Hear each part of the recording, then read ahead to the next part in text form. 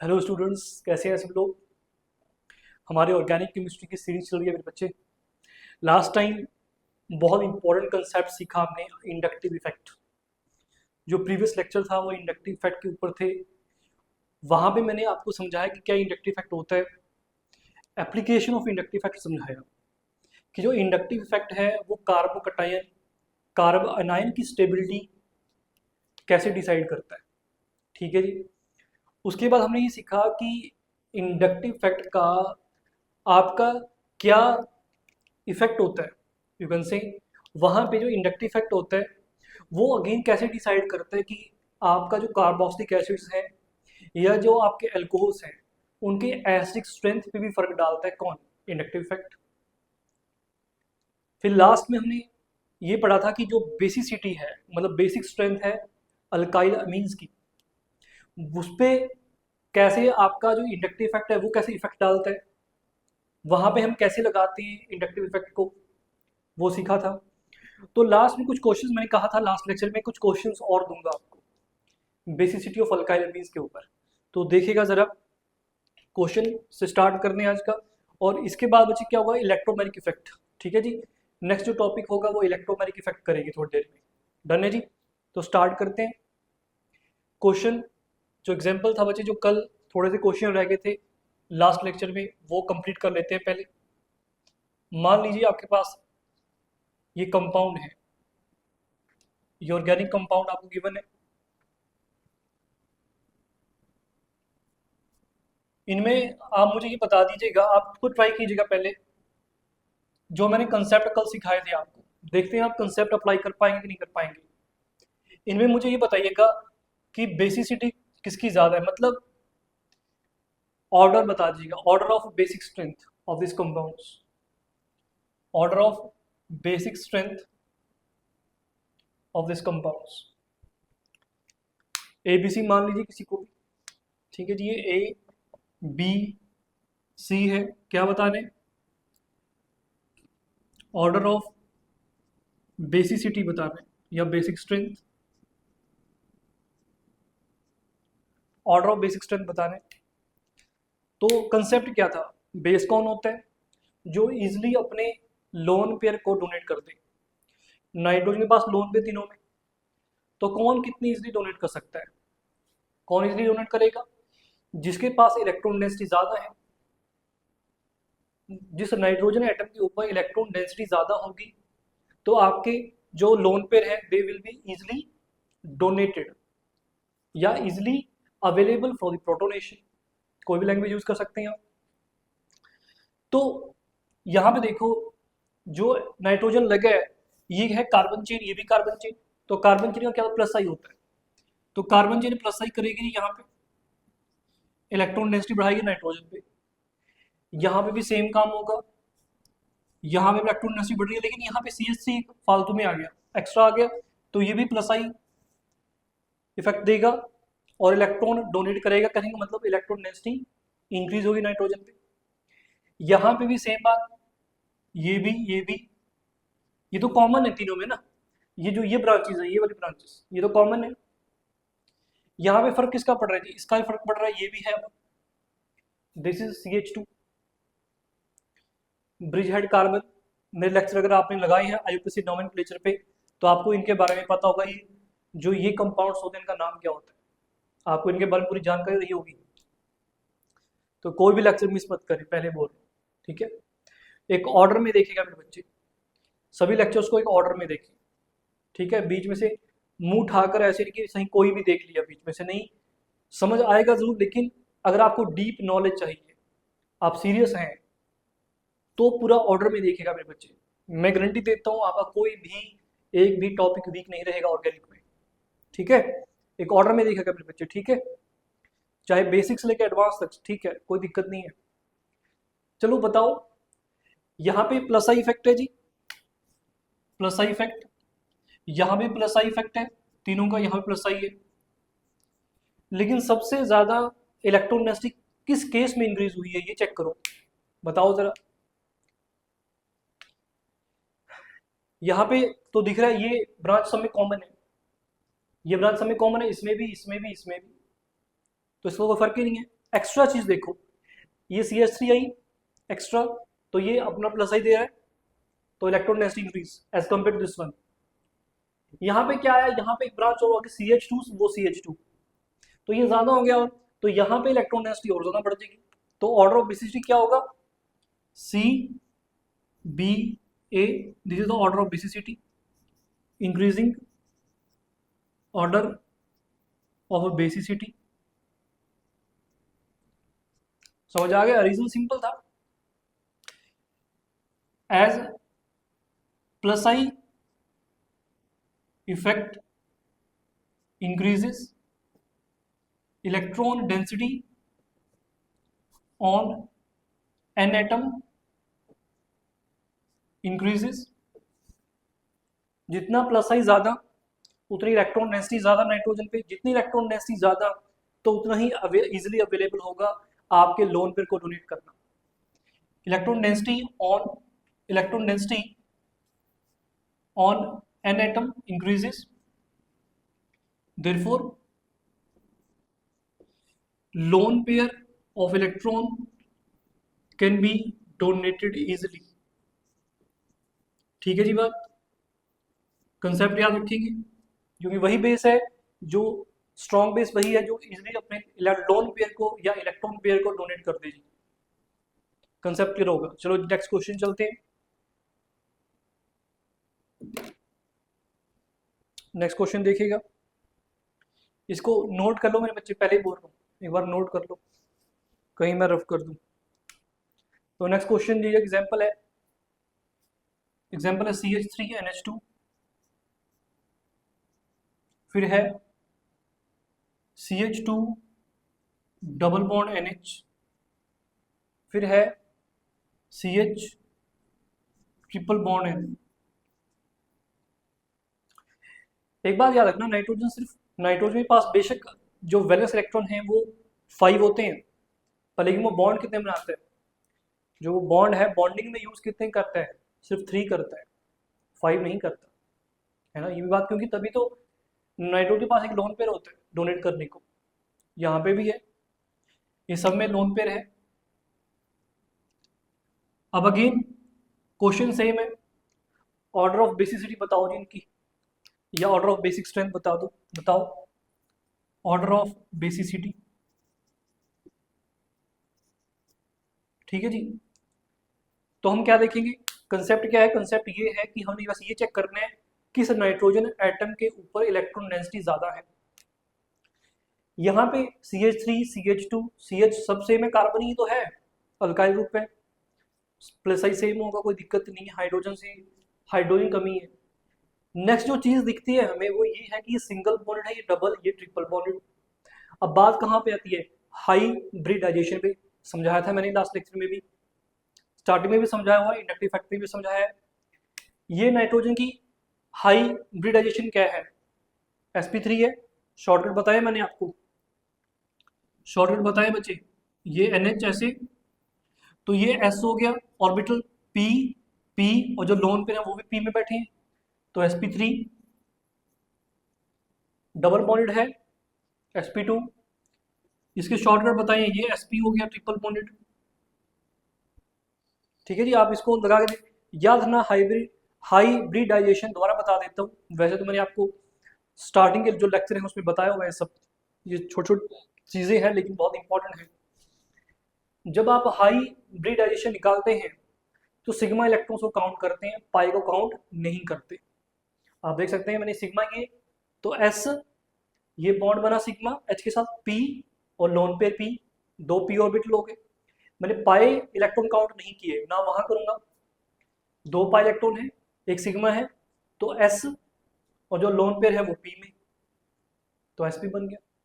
तो ये बात खास ध्यान रखेंगे कि जब हाइब्रिडाइजेशन निकालते हैं तो आप लोन पेयर को काउंट नहीं करते, सॉरी पाई इलेक्ट्रॉन काउंट नहीं करते। जो लोन पेयर की बात है ये भी मैंने बहुत अच्छे से समझाई है कि लोन पेयर कब काउंट होंगे और कब काउंट नहीं होंगे, जब आप हाइब्रिडाइजेशन निकालेंगे किसी भी एटम की। ये सब कंसेप्ट समझाए मैंने, जब टाइम आएगा तो मैं दोबारा फिर बोलूंगा, लेकिन यहाँ पे उसकी जरूरत नहीं है। अगर किसी को जल्दी से समझना है, मेरा स्टार्टिंग का लेक्चर है बच्चे, बहुत डिटेल में समझाया मैंने, वहां पर जाके देख सकते हैं आप। तो ऑर्डर ऑफ बेसिसिटी, अब मैंने आपको एक बात और बताई थी, कंसेप्ट क्या था कि जितना परसेंटेज एस फैक्टर ज्यादा, परसेंटेज एस फैक्टर जितना ज्यादा, इलेक्ट्रोनेगेटिविटी उतनी ज्यादा।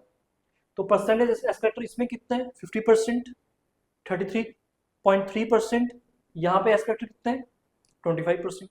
तो जितना एस फैक्टर ज्यादा उतना इलेक्ट्रोनेगेटिविटी ज्यादा एटम की। तो नाइट्रोजन यहाँ पे क्या है, this nitrogen is more electronegative, more, और ये नाइट्रोजन क्या है, लेस इलेक्ट्रोनेगेटिव। तो इलेक्ट्रोनेगेटिव जितना ज्यादा उतनी उसकी टेंडेंसी होगी बच्चे जो भी चार्ज है या जो इलेक्ट्रॉन है उसको अपने पास रखने की, क्योंकि इलेक्ट्रोनेगेटिव का मतलब क्या है, tendency to attract the shared pair of electrons towards itself. सही बात है। यहाँ पे जो लोन पेयर है अगर ये ज्यादा इलेक्ट्रोनेगेटिव होगा, ये नाइट्रोजन अगर ज्यादा इलेक्ट्रोनेगेटिव होगा तो आपको क्या लगेगा, क्या ये डोनेट कर देगा इधर अपने लोन पेयर्स को? सोचो खुद, क्या कर देगा क्या ये? नहीं करेगा, ऑब्वियसली है, क्योंकि मोर इलेक्ट्रोनेगेटिविटी है तो क्या होगी, lesser tendency, lesser tendency to donate lone pair of electrons. समझ आ गई? तो ऑर्डर ऑफ बेसिसिटी क्या है, ये सबसे ज्यादा basic, then this is the order of basicity या बेसिक स्ट्रेंथ। तो सबसे स्ट्रॉन्ग बेस ये होगा, देन दिस वन, और ये सबसे लीस्ट बेसिक होगा। डन है जी, समझ आ गया होगा कंसेप्ट। इसकी ज्यादा टेंडेंसी है, हायर टेंडेंसी, क्योंकि लेस इलेक्ट्रोनेगेटिव है, higher tendency to donate lone pair of electrons. Done है जी बात। चलो जी नेक्स्ट चलते हैं मेरे बच्चों, समझ में आया होगा आपको। अब एक और बताओ मुझे, देखते हैं आप कितना क्वेश्चन कर पाएंगे।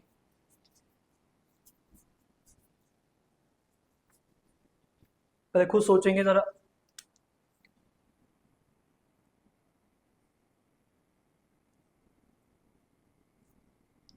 नाइट्रोजन, यहाँ पे H और एक ले लेते हैं बच्चे, ये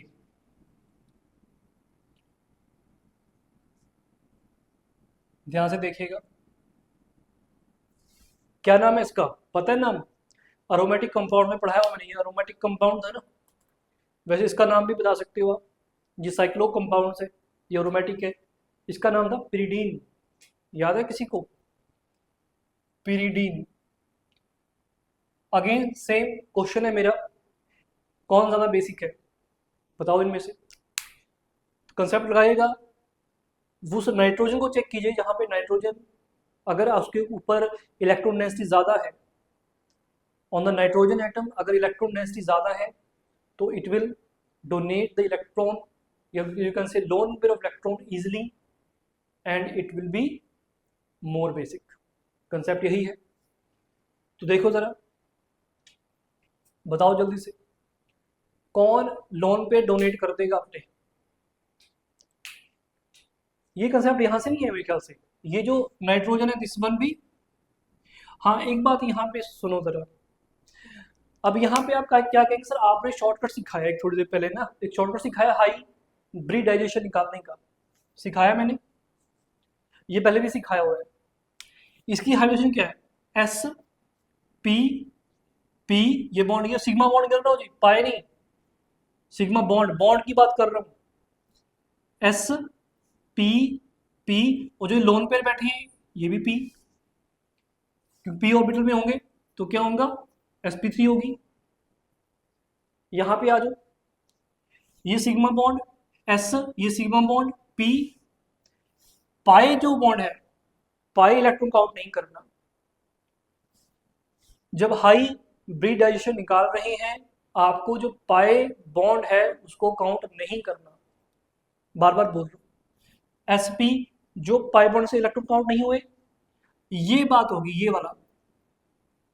क्या आप लोन पेयर को यहां पे कंसीडर करेंगे, बताओ जरा,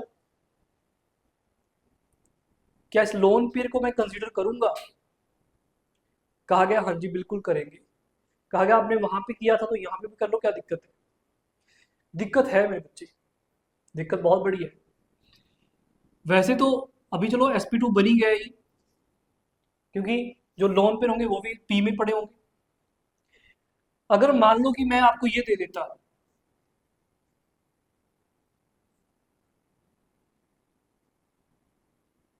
और मैं आपको पूछता जो ये नाइट्रोजन है, जो ये नाइट्रोजन है इसकी हाई ब्रीडाइजेशन बता दो, तो आपने शॉर्टकट लगाना सीधा एस पी पी, और लोन पर भी पी में sp3 हो गया, यही बोलते हैं ना, वो गलत था। यहाँ पे लोन पेयर काउंट हुई, लेकिन ये जो लोन पेयर है ना बच्चे, ये डीलोकलाइज्ड है। कंसेप्ट समझेंगे रेजोनेंस का आने वाले टाइम, ये रेजोनेंस हो जाएगी यहाँ से। तो मतलब ये इलेक्ट्रॉन अवेलेबल नहीं है आपके, क्योंकि तो बिजी है कहीं और, ये इलेक्ट्रॉन कहीं और बिजी है, किसमें? रेजोनेंस में ही, रिंग के साथ रेजोनेंस में है। तो ये पार्ट नहीं होंगे, मतलब ये हाई ब्रीडेशन में काउंट नहीं होंगे लोन पेयर। ये वाले हो रहे हैं क्योंकि वो कहीं, या आप कहीं सर ये वाले बताओ, क्या ये रेजोनेंस में नहीं है बेंजीन रिंग के साथ? नहीं है जी, नहीं है। इसका मैंने आपको जो प्रीवियस लेक्चर थे उनमें समझाया हुआ है क्यों नहीं थे, रीजन दिया हुआ है। ठीक है, प्रीवियस लेक्चर देखेंगे किसको कितना आता है, कितना याद है जिन्होंने प्रीवियस लेक्चर सुने मेरे। तो याद रखिएगा ये sp3 नाइट्रोजन है, ये sp2 है। This lone pair of electron will not be considered during hybridization। जब आप डिटरमिन कर रहे होंगे हाइब्रिडाइजेशन को, तो ये क्या बन जाएगा? sp2। देखो आप कहेंगे सर sp3 है, क्योंकि लोन पेयर काउंट करो। मैंने क्या कहा? लोन पेयर को काउंट नहीं करना जब लोन पेयर किस में है? रेजोनेंस में है, रिंग के साथ, या कहीं पे भी है। If the lone pair participate in the resonance, they not will be considered in determining the hybridization of the atom। कोई भी हो एटम, नाइट्रोजन हो ऑक्सीजन हो, कोई भी हो, सिर्फ वही लोन पेयर आपके कंसिडर किए जाएंगे हाइब्रिडेशन निकालने में जो लोकलाइज्ड है। लोकलाइज्ड का मतलब वहीं के वहीं पड़े हैं, डीलोकलाइज्ड का मतलब जो इधर उधर घूम रहे हैं। समझ में आ गई बात? तो ये कंसेप्ट तो भाई यही से है, ऑर्डर ऑफ बेसिसिटी समझ में आ गया होगा। This is sp2 carbon, this is sp3 carbon. तो परसेंटेज एस्पेक्टर ज्यादा किसमें है? sp3 में, सॉरी इसमें कम है। तो परसेंटेज एस्पेक्टर जितना ज्यादा उतनी इलेक्ट्रोनेगेटिविटी ज्यादा। इस नाइट्रोजन की इलेक्ट्रोनेगेटिविटी ज्यादा है, मोर इलेक्ट्रोनेगेटिव होगा, this will be less electronegative. अगर लेस इलेक्ट्रोनेगेटिव है नाइट्रोजन, तो ये अपने लोन पेयर को डोनेट कर देगा इजीली, जबकि ये नहीं करेगा। तो ऑर्डर बेसिक स्ट्रेंथ इसकी ज्यादा होगी, इसकी कम होगी आपकी। समझ में आ गया मेरे बच्चों? वेरी गुड, ठीक है जी। तो this will be less basic, क्यों? क्योंकि ज्यादा इलेक्ट्रोनेगेटिव होने के कारण ये अपने लोन पेयर को इजीली डोनेट नहीं करेगा। This will be more basic. ठीक है, आपको रीजन आपको समझ में आ गया होगा मेरे ख्याल से। चलो आगे चलते हैं। Next, electromeric effect. Electromeric effect के बारे में बात करते हैं। ठीक है, ये क्वेश्चंस खत्म है। नेक्स्ट सबसे हमारा इलेक्ट्रोमेरिक इफेक्ट। चलो इसको मैं रख कर देता हूँ, जल्दी नोट पॉज करके नोट कर लेना। ठीक है, एक बार पॉज करके नोट कर लो, मैं रफ कर लो।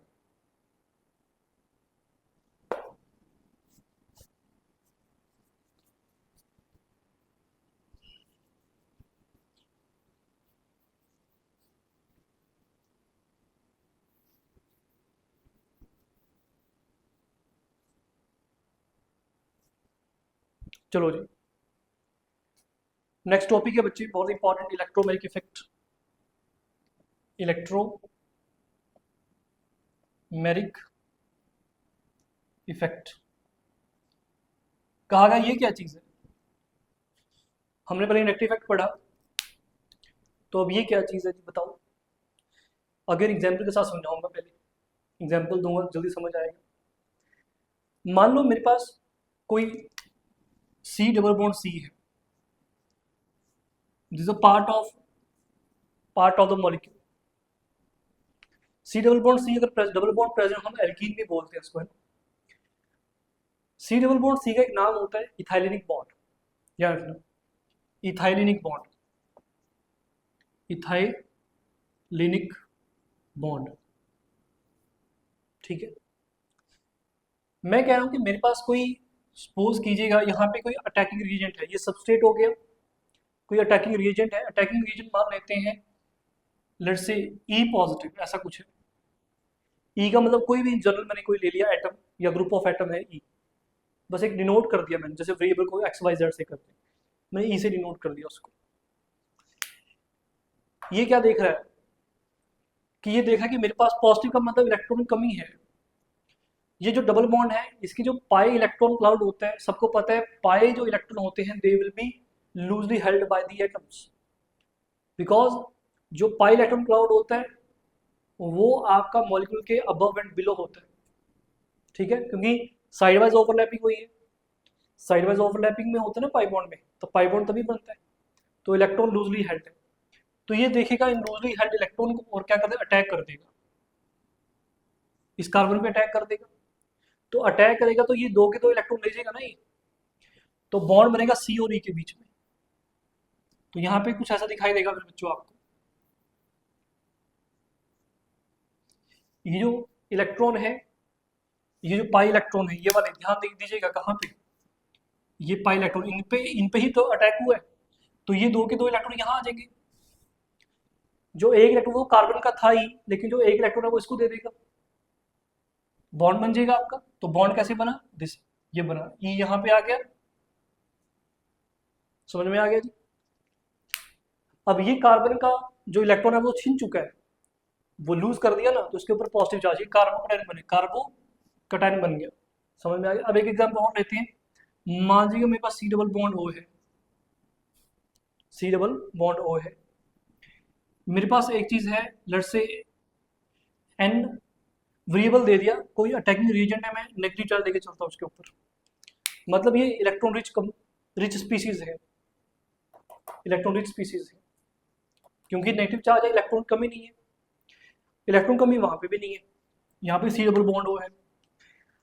पर लेकिन हमें पता है कि कार्बन और ऑक्सीजन के बीच में इलेक्ट्रोनेगेटिविटी डिफरेंस बहुत ज्यादा है, तो जिसकी वजह से इनके ऊपर पार्शियल पॉजिटिव और पार्शियल नेगेटिव चार्ज अपीयर होंगे, डायपोल बनेगा, partial negative, this is partial positive, क्योंकि ऑक्सीजन इज मोर इलेक्ट्रोनेगेटिव। तो ये किस पे अटैक करेगा भाई, नेगेटिव पॉजिटिव पे अटैक करता है। तो ये जो एन नेगेटिव है अटैकिंग रिएजेंट, ये सी पॉजिटिव पे अटैक करेगा। तो जैसे अटैक करेगा, अब ध्यान से सुनना, जो इलेक्ट्रॉन है पाई बॉन्ड के इलेक्ट्रॉन है, मान लो ये वाले इलेक्ट्रॉन होंगे, अब ऑक्सीजन तो देने नहीं वाली ना कार्बन को, क्यों, oxygen is more electronegative, oxygen is more electronegative than the carbon. ये अपने जो आपका ये जो भी ये अटैकिंग रेंज, इसके पास तो है इलेक्ट्रॉन, ये कार्बन को कहेगा कार्बन तू मेरे इलेक्ट्रॉन भी शेयर कर ले, ऐसा आपस में शेयर कर लेते हैं, तो ये इलेक्ट्रॉन उठाएगी ऑक्सीजन आपके, तो बनेगा क्या देखो जरा, ये जो N है ये अटैच्ड होगा नाइट्रोजन, सॉरी कार्बन के साथ, इसने अपने इलेक्ट्रॉन शेयर कर दिया। नेगेटिव चार्ज का मतलब क्या है कि इलेक्ट्रॉन पेयर फालतू का पड़ा एक, ठीक है, मतलब एक इलेक्ट्रॉन फालतू आया उसके पास, तो पूरा क्या हो गया, पेयर हो गया, मतलब एक उसका अपने पास था और एक किसी और से लिया, समझाया था कार्बन आयन, जैसे मैंने समझाया था आपको। तो अटैक हुआ आपके एन एटम का, यहाँ पे बॉन्ड बन गया कार्बन नाइट्रोजन के बीच में, इस ऑक्सीजन ने अपने पाई इलेक्ट्रॉन उठा लिए जो बॉन्डिंग में दिए थे, तो जब दिए थे तो नेगेटिव चार्ज उसके ऊपर आ जाएगा, पहले ऐसे था ना, ये आगे समझ आ गई, ये दो एग्जांपल समझ आए। अभी हुआ क्या यहाँ पे, ध्यान से देखो,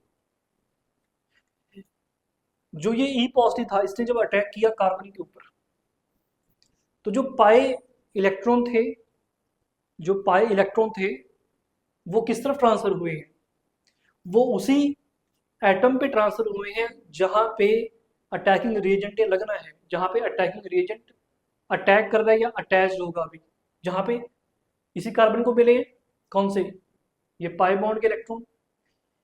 इसमें क्या हुआ है, इसमें क्या हुआ है कि आपके जो पाई इलेक्ट्रॉन थे वो अवे गए हैं, किससे अवे गए हैं, जहां पे आपका जो अटैकिंग रिएजेंट है वो अटैच हुआ है, डिफरेंस क्लियर है। इसको बोलते हैं electromagnetic effect, means transference of pi electrons, transference of pi electron on the demand of attacking reagent, on the demand of, मतलब जो डिमांड है अटैकिंग रीजन की डिमांड पे इलेक्ट्रॉन आपके क्या किए जा रहे हैं, ट्रांसफर किए जा रहे हैं। और कंप्लीट ट्रांसफरेंस है, कोई पार्शियल पॉजिटिव पार्शियल नेगेटिव नहीं। आप देख सकते हैं कंप्लीटली पॉजिटिव और कंप्लीट नेगेटिव चार्ज अपीयर हुए हैं। तो ये क्या है असल में, इलेक्ट्रोमैग्नेटिक इफेक्ट क्या है, ट्रांसफर ऑफ पाई इलेक्ट्रॉन्स, ठीक है, on the demand of attacking reagent, कि जो अटैकिंग रिएजेंट जब होगा तभी होगा, अदरवाइज ये चीज नहीं होगी। तो मतलब इलेक्ट्रोमैग्नेटिक इफेक्ट एक बार और क्लियर हो गया, ये टेम्पररी इफेक्ट है। टेम्पररी क्यों जी, क्योंकि ये तभी होता है on the demand of attacking reagent होता है। तो समझ में आ गया आपको, इन दोनों से क्लियर हो गया कि हाँ भी क्या हो रहा है। बढ़िया, इसको लिख लेते हैं, चलो चलो। पहला पॉइंट जो हमें दोनों को देख के मिला है, जो फर्स्ट पॉइंट मिला है वो ये हमें समझ आया है कि इलेक्ट्रोमैग्नेटिक इफेक्ट आपका तभी होता है, किनके बीच में होता है, when the two atoms are bonded by the multiple bonds, मतलब डबल बॉन्ड हो या ट्रिपल बॉन्ड हो उनके बीच में। ठीक है जी, पहली बात ये रखना, this effect take place, this effect takes place between two atoms, between two atoms joined by multiple bonds, multiple bonds, multiple bond का मतलब डबल बॉन्ड या ट्रिपल बॉन्ड होना चाहिए। और कौन सी बात पता चली हमें, हमें ये बात पता चली है कि ये तभी हो रहा है in the presence of attacking reagent, और you can say on the demand of the attacking reagent. ठीक है जी, take place only in the presence of, only in the presence of attacking reagent, attacking reagent। समझ में आ गया मेरे बच्चों, बताओ क्लैरिटी है, ठीक है जी। तो इसको नोट कर लो, उसकी डेफिनेशन लिखने जा रहा हूँ। डेफिनेशन वही होगी, the phenomena in which pi electrons of the multiple bond are transferred कहाँ पे ट्रांसफर किए जाएंगे, जो आपके एटम्स है, वन ऑफ द एटम पे, है ना, one of the atoms joined by a multiple bond in the presence of attacking reagent, और you can say on the demand of attacking reagent. इसको पॉज करके नोट कर लेना मेरे बच्चों, मैं रफ करने जा रहा हूं। चलो जी,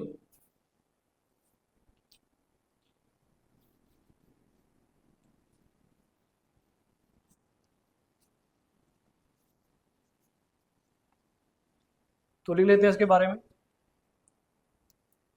द फिनोमिना ऑफ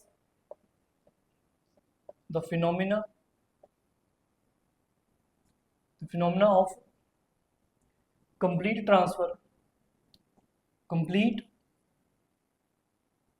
यहाँ कंप्लीट ट्रांसफर है, कोई पार्शियल ट्रांसफर नहीं है यहाँ पे। जैसे इंडक्टिव इफेक्ट में कोई कंप्लीट ट्रांसफर नहीं थी सिग्मा इलेक्ट्रॉन्स की, वो जस्ट डिस्प्लेसमेंट थी, जस्ट शिफ्टिंग थी, जो ड्रिफ्ट था इलेक्ट्रॉन्स का towards the more electronegative atom. ठीक है जी, वहां पे कोई कंप्लीट ट्रांसफरेंस नहीं थी, वहां पे जस्ट शिफ्टिंग थी, मतलब डिस्प्लेसमेंट हुई थी इलेक्ट्रॉन्स की towards the more electronegative atom. The phenomena of complete transfer of कौन से इलेक्ट्रॉन जी, पाई इलेक्ट्रॉन। ध्यान रखेंगे वहां पे इंडक्टिव इफेक्ट में क्या था, सिग्मा इलेक्ट्रॉन्स का, मतलब मूवमेंट थी सिग्मा इलेक्ट्रॉन की, यहाँ पे मूवमेंट है पाई इलेक्ट्रॉन्स की। Pi electrons, complete transfer of pi electrons, यहाँ पे ये भी है complete transfer of shared pi electron. ठीक है, complete transfer of shared pi electrons to one of the atom, to one of the atom joined by a multiple bond on the demand of the attacking reagent, on the demand of the attacking reagent.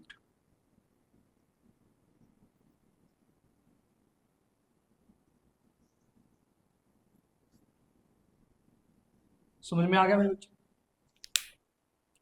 Clarity है? चलो आगे चलते हैं।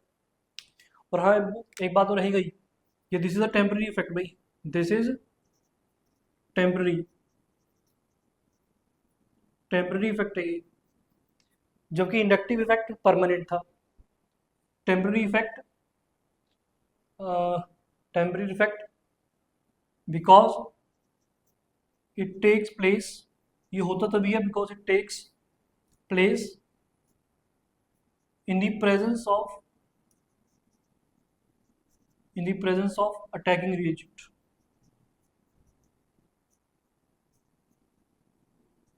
ध्यान रखिएगा। चलो आगे चलते हैं। नेक्स्ट, जो इलेक्ट्रोमैग्नेटिक इफेक्ट है मेरे बच्चे वो 2 टाइप्स का है। कितने टाइप्स का है? 2 टाइप्स देख लेते हैं।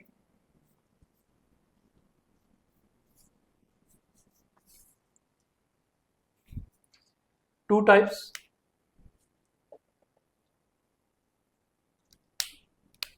Of electromagnetic effect. टाइप्स कौन सी हैं? 2 टाइप्स हैं जी। पहला वही, जैसे इंडक्टिव पॉजिटिव था तो ये पॉजिटिव इलेक्ट्रोमैग्नेटिक इफेक्ट होगा, पॉजिटिव इलेक्ट्रोमैग्नेटिक इफेक्ट। ठीक है, इसको जो शॉर्टकट में लिखा जाता है प्लस ही लिखा जाता है, प्लस ही। और second, negative electromagnetic effect. Negative electromagnetic effect मतलब माइनस ही लिख दिया जाएगा। समझ में आ गया? नोट करो। अब इनको डिफाइन करते हैं, what do mean by positive electromagnetic effect and what do mean by negative electromagnetic effect. ठीक है, तो चलो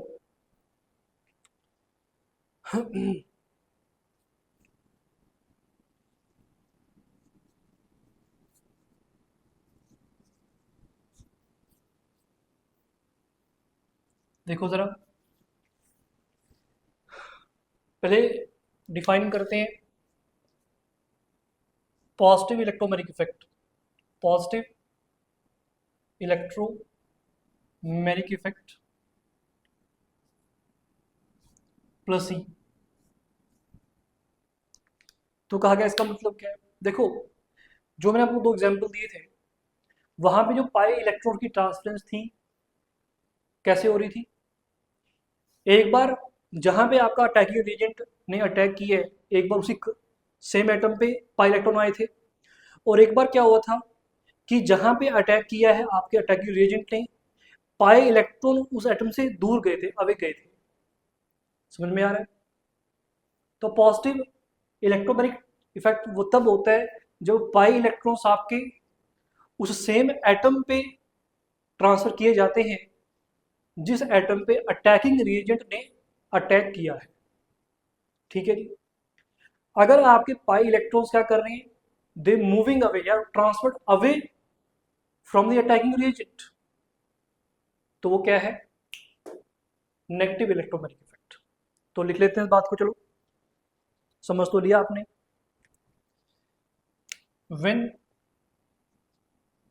when the pi electrons या when the electrons of the pi bond are transferred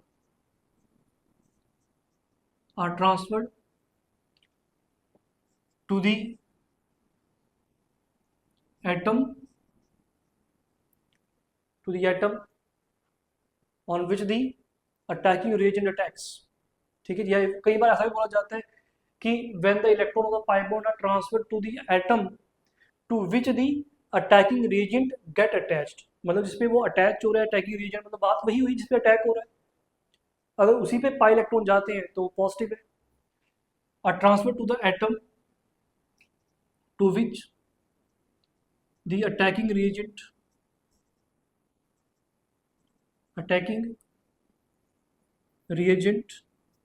gets attached। ठीक है जी, बात समझ में आ गया। एग्जाम्पल वही वाला सेम, इथाइलेनिक बॉन्ड वाला। यहाँ पे मैंने क्या लिया था, कोई आपका एग्जाम्पल था, मान लीजिएगा हमने कौन सा एग्जाम्पल लिया था, कोई भी इन जनरल मान लिया था मैंने ना, क्या माना था इन जनरल, कुछ याद है?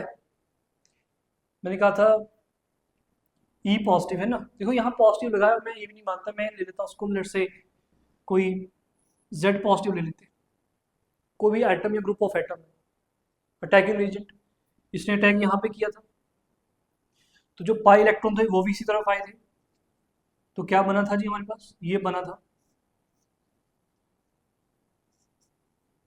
ठीक है, इस पे पॉजिटिव चार्ज आ गया था, तो ये है मेरे बच्चे पॉजिटिव इलेक्ट्रोमैग्नेटिक। अब ये सोचना कभी, जो इथाइलिनिक बॉन्ड, इसका मतलब ये होगा जो इथाइलिनिक बॉन्ड होता है, मतलब कार्बन कार्बन के बीच में जो बॉन्ड है, डबल बॉन्ड है, अगर उस पर ऊपर अटैक करता है कोई, तो आप देख सकते हैं अटैक कैसे होगा।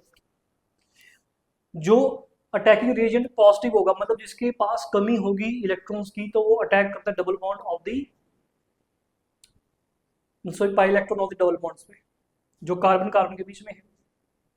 ठीक है, और अटैक इस तरीके से होगा, देखो अब इसको मैं एग्जांपल दे सकता हूँ आपको, मैं एग्जांपल दे सकता हूँ आपको, मैं एग्जांपल एक समझाता हूँ, जल्दी समझ आएगा आपको। ठीक है, लेट्स एग्जांपल लेते हैं कोई एक, मैं उस तरफ लिखता हूँ एग्जांपल को, ये बहुत इंपॉर्टेंट है आपका समझना है, कंसेप्ट समझना है हमने, रेक्टिफिकेशन नहीं। मान लो मेरे पास कोई एक एल्कीन है, मान लेते हैं CH3 CH double bond CH2, ये कोई एल्कीन है। हमारे पास कोई ऐसा पॉजिटिव कोई अटैकिंग रिएजेंट होगा जिसपे इलेक्ट्रॉन कमी, जैसे H पॉजिटिव मान लेते हैं, H पॉजिटिव कहा गया, ये कहाँ से आ गया H पॉजिटिव, भाई एसिड दे सकता है, सपोज करना कोई एसिड, मिनरल एसिड है H2SO4 समथिंग, ठीक है वो है, तो किसी एसिड से आया H पॉजिटिव, ठीक है, फ्रॉम एसिड, कोई भी एसिड हो सकता है, तो H पॉजिटिव क्या देखेगा, लॉजिकली सोचो, कोई रेक्टिफिकेशन ही, उसने तो डबल बॉन्ड देख लिया, उसके पास इलेक्ट्रॉन की कमी है, उसने देख लिया इलेक्ट्रॉन, तो वो भागा चलाएगा वहां पे, तो क्या होगा, ये डबल बॉन्ड पे अटैक कर देगा। अब बात यहाँ पे ये होगी कि सर कौन सी कार्बन पे अटैक करेगा, किस कार्बन पे अटैक होगा, जरा ये तो बताओ, ये कार्बन डबल बॉन्ड, ये कार्बन भी, ठीक है, तो वो कहेगा चलो देखते हैं एक बार, दो पॉसिबिलिटी है, चेक कर लेते हैं एक बार। मान लो ये H पॉजिटिव अटैक कर रहा है इस कार्बन पे, जिस वन कार्बन जो टर्मिनल कार्बन है, तो क्या बनेगा, CH3 CH CH3, यहाँ पॉजिटिव चार्ज आ जाएगा, सेम वही काम। एक बार इस पे मान लेते हैं, तो दूसरा ये बनेगा CH3 CH2 CH2 पॉजिटिव, कार्बोकटाइन कार्बोकटाइन बन गया कार्बोटाइन। कार्बोकटाइन की स्टेबिलिटी पढ़कर आए इंडक्टिव इफेक्ट में, ये सेकेंडरी कार्बोकटाइन है और ये प्राइमरी कार्बोकटाइन, तो समझाया था कौन ज्यादा स्टेबल, प्राइमरी या secondary, secondary is more stable, क्योंकि प्लस आई इफेक्ट होगा इन दोनों का, यहाँ पे सिर्फ इसका होगा, इस पूरे ग्रुप का, यहाँ पे दो अल्काइल ग्रुप प्लस आई देंगे और पॉजिटिव चार्ज डिस्पर्स होगा, यहाँ पे सिर्फ ये इंडक्टिव इफेक्ट होगा, चार्ज डिस्पर्स होगा पॉजिटिव, लेकिन प्लस आई कम होगा, ये 1 डिग्री है ना, ठीक है, तो आपको समझ आ गया रिएक्शन कैसे प्रोसीड करेगी, मतलब ये बनेगा, वो नहीं बनने वाला, समझा, ये तो सिमेट्रिकल था ना, यहाँ पे तो सिमेट्रिकल जिस मर्जी पे जा सकता था, लेकिन जब अनसिमेट्रिकल होगा डबल बॉन्ड पे, कि जो फंक्शन आपके ग्रुप लगे हुए इस तरफ और इस तरफ जो ग्रुप लगे डबल बॉन्ड के वो अलग अलग होंगे, तब जो रिएक्शन है वो ऐसे ही प्रोसीड करती है, वो वाला कार्बोकटाइन चूज करेगी जो ज्यादा स्टेबल बनेगा। केमिकल काइनेटिक्स +2 में पढ़ी होगी, अगर नहीं पढ़ी तो सिंपल सी बात है, ये वही इंटरमीडिएट बनते हैं बच्चे जो ज्यादा स्टेबल होते हैं, सीधा सा लॉजिक है। Reaction will goes through that intermediate which will be more stable. इसके बारे में मेरे ख्याल से आपको क्वेश्चनिंग नहीं होनी चाहिए कि ये ज़्यादा स्टेबल क्यों, क्योंकि इंडक्टिव फैक्ट पढ़ चुके हैं हम। समझ आ गया ये क्यों क्यों बनेगा, एग्जाम्पल दे दिया मैंने आपको, डन है बात। इसके आगे हम देखेंगे बाद में जब पूरी रिएक्शंस करेंगे। ये बस आपको मैंने समझा दिया क्योंकि मैंने कहा था रिएक्शन मैकेनिज्म समझना बहुत जरूरी है कि हो कैसे रहा है।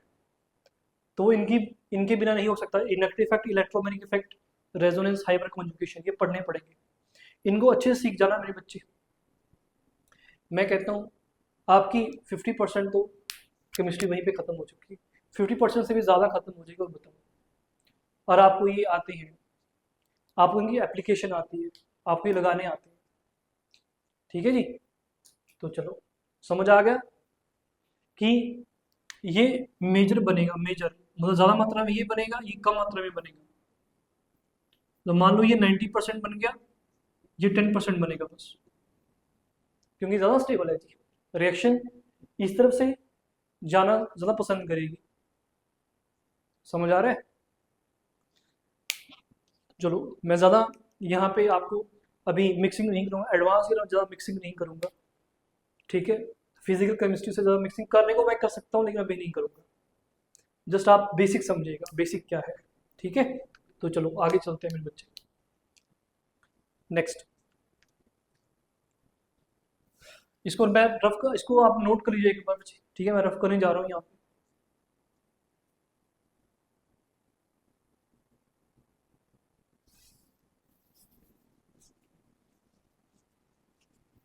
तो यहाँ पे हमने चीज़ क्या सीखी है, हमने इस कंसेप्ट सीखा है यहाँ पे कि पाई इलेक्ट्रॉन की शिफ्टिंग है। जब कोई अटैकिंग रिएजेंट अटैक कर रहा है, अगर उसके ऊपर पॉजिटिव चार्ज आएगा, वो इलेक्ट्रॉन डेफिशिएंट है। इथाइलिक बॉन्ड की केस में, इन केस ऑफ इथाइलिक बॉन्ड, आपका जो इलेक्ट्रॉन डेफिशिएंट अटैकिंग रिएजेंट होगा, जब वो अटैक करते हैं तो इलेक्ट्रॉन किस तरफ जाएंगे, जो पाई इलेक्ट्रॉन है उनकी शिफ्ट किस तरफ होगी, उसकी शिफ्ट कौन डिसाइड करेगा, इंडक्टिव इफेक्ट करेगा। और इंडक्टिव इफेक्ट जब ज़्यादा डिस्पर्स करेगा तो ज़्यादा स्टेबल। या फिर ये बोल दो the carbocation which one is more stable that will be preferred. ठीक है, तो चलो इस बात को मैं लिख लेता हूँ।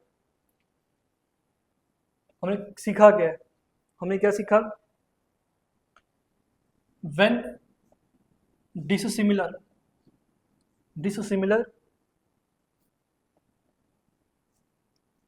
dissimilar groups are attached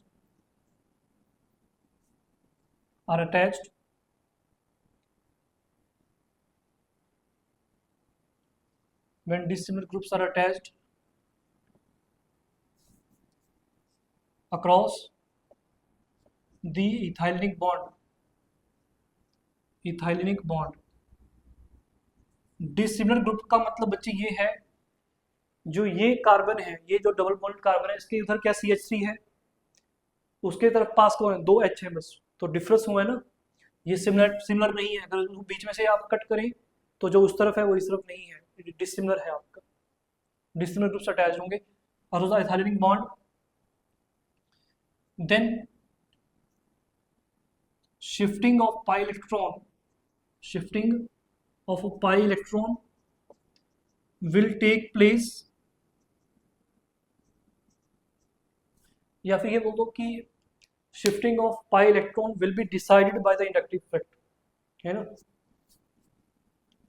the shifting of pi electron will be decided by inductive effect। हमें सिंपल समझना है मेरे बच्चों इसको, सिंपल तरीके से। आपने देखा है कार्बोकेटाइन कॉन्स्टेबल है, ये लिखने के बाद बातें अगर स्टेटमेंट टाइप में आ जाए तब लिखा है। ठीक है, आपको कंसेप्ट समझ में आ गया होगा कि जो कार्बोकेटाइन ज़्यादा स्टेबल बना के देखे ना, जो कार्बोकेटाइन ज़्यादा स्टेबल होगा वो ज़्यादा प्रेफर किया जाएगा, वहीं पे मेजर प्रोडक्ट बनेगा आपका। चलो जी आगे चलते हैं। बहुत इंपॉर्टेंट है, ये इथाइलिक बॉन्ड के केस में हर के लिए नहीं है कि हर एक कंपाउंड के लिए हर कोई सबस्ट्रेट नहीं है। एल्कीन के केस में ये वैलिड है आपका। ठीक है, बाकियों केस में देखेंगे क्या होगा। चलो सेकंड पार्ट करते हैं आपका। सेकंड कौन सा है, minus negative electromeric effect, negative electromeric effect. तो नेगेटिव इलेक्ट्रोमेरिक इफेक्ट में क्या होता है, आपके पाई इलेक्ट्रॉन कहाँ जाएंगे, वो उस तरफ जाएंगे that is away from the attack. Simple शब्दों में लिखो, ठीक है, when the transfer of pi electrons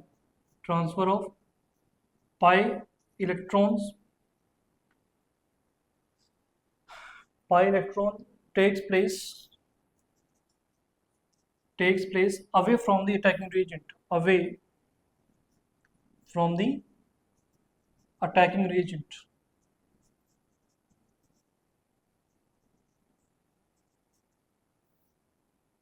उसको बोलते हैं बच्चे नेगेटिव इलेक्ट्रोमेरिक इफेक्ट, माइनस से डिनोट किया जाता है। अगेन ये इथाइलिक बॉन्ड में तो नहीं होने वाला, जो नेगेटिव माइनस इफेक्ट है ये आपको इथाइलिक बॉन्ड में नहीं देखने को मिलेगा भी, तो कहाँ पर देखने को मिलता है, सी डबल बॉन्ड O में। इसको बोलते हैं बच्चे सी डबल बॉन्ड O को या बोलते हैं कार्बोनिल ग्रुप। क्या बोलते हैं, कार्बोनिल ग्रुप, या फिर जो सी डबल बॉन्ड O है इसको, ये पूरे को कार्बोनिल ग्रुप है, सी डबल बॉन्ड को बोलते हैं कार्बोनिल बॉन्ड। ठीक है जी, याद रखिएगा इसके बारे में। तो मान लो यहाँ पे एडिशन हुई है किसी NU, नेगेटिव लिया था मेरे ख्याल से मैंने N, है ना, तो क्या था, कंडीशन सिंपल थी, नेगेटिव पॉजिटिव, तो नेगेटिव कहाँ जाएगा, पॉजिटिव के ऊपर अटैक करेगा, और ऑक्सीजन पे इलेक्ट्रॉन, जो पाई इलेक्ट्रॉन उनको जो शेयरिंग में नहीं है उनको अपने पास ले लेंगे वापस, तो ये बनेगा आपके पास, ये बना था मेरे ख्याल से,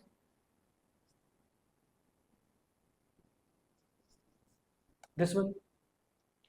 ठीक है, आपने एक बात हमेशा याद रखनी है, जब भी सी डबल बॉन्ड O होगा, जो पाई इलेक्ट्रॉन होंगे वो हमेशा ऑक्सीजन की तरफ ही शिफ्ट होंगे। क्यों होंगे, क्योंकि आपकी जो ऑक्सीजन है इट्स मोर इलेक्ट्रोनेगेटिव, ये बात याद रखना।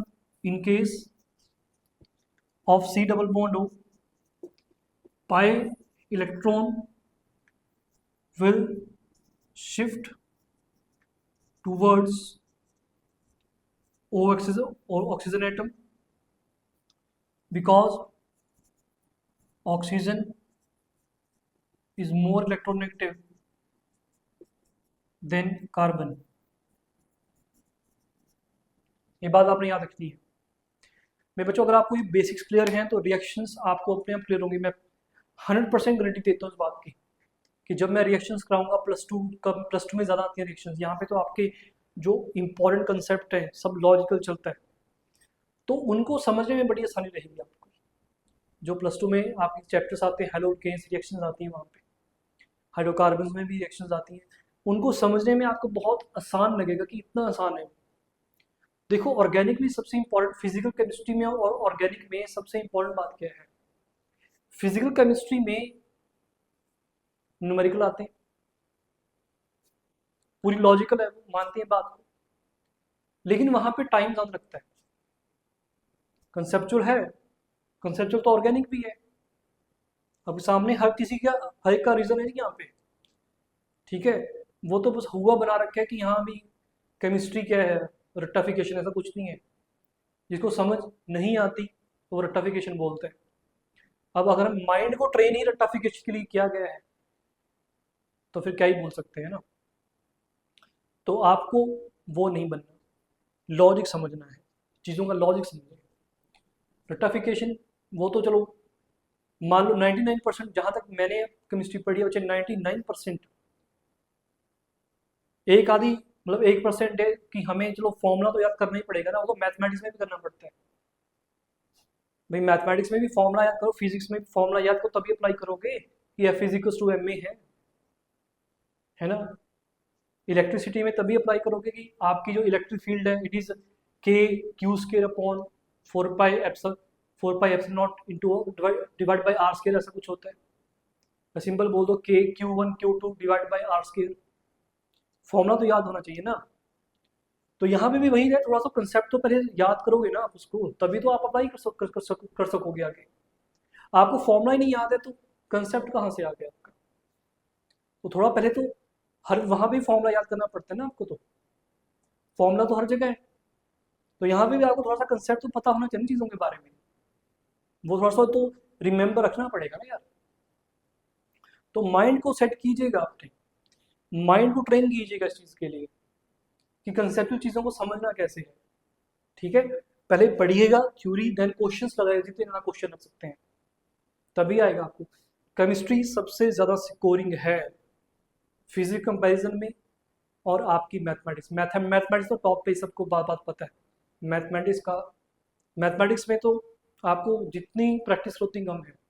लेकिन बच्चे केमिस्ट्री आपका क्या कर सकता है, केमिस्ट्री में आप, मैं कहता हूँ 100% स्कोर कर सकते हैं, और आप बहुत अच्छे से पढ़ रहे हैं, उसको लॉजिकल तरीके से पढ़ रहे हैं, रट्टाफिकेशन नहीं। ठीक है मेरे बच्चों, तो चलो आगे चलते हैं। ये समझ में आ गया होगा आपको, डन है। एक इंपॉर्टेंट बात आपको लास्ट में सिखाता हूँ मैं, कई बार ये पूछा जाता है, ये जेईई एडवांस में भी क्वेश्चन आया हुआ है, कहते हैं कि अगर आपका जो इलेक्ट्रोमैग्नेटिक इफेक्ट है और इंडक्टिव इफेक्ट है, दोनों साइमल्टेनियसली ऑपरेट कर रहे हैं, मान लो कोई ऐसा केस आ गया जहाँ पे इंडक्टिव इफेक्ट भी ऑपरेट कर रहा है और आपका जो इलेक्ट्रोमैग्नेटिक इफेक्ट है वो भी ऑपरेट कर रहा है, तो बताओ डोमिनेट कौन करेगा, किसकी मानी जाएगी? तो कहा गया इलेक्ट्रोमैग्नेटिक इफेक्ट की, ये बात याद रखना, क्योंकि अटैकिंग रीजन के वो जो है वो अटैकिंग रीजन की प्रेजेंस में हो गया है, तो अटैकिंग रीजन उसको करवाएगा धक्के से कि ऐसा होगा जी। तो इलेक्ट्रोमैग्नेटिक डोमिनेट करता है ओवर द इंडक्टिव इफेक्ट अगर दोनों साइमल्टेनियसली ऑपरेट कर रहे हैं, ये बात याद रखेंगे। ठीक है, तो ये नोट में लिख लो, नोट में लिख लो, इन केसेस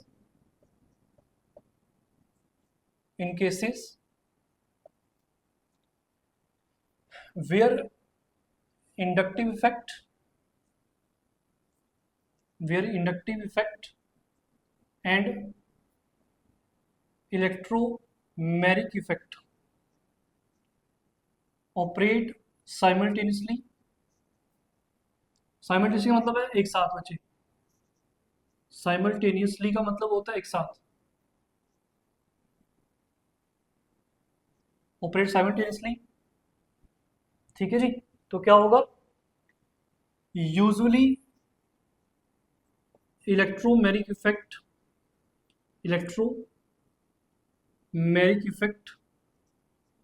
प्रीडोमिनेट्स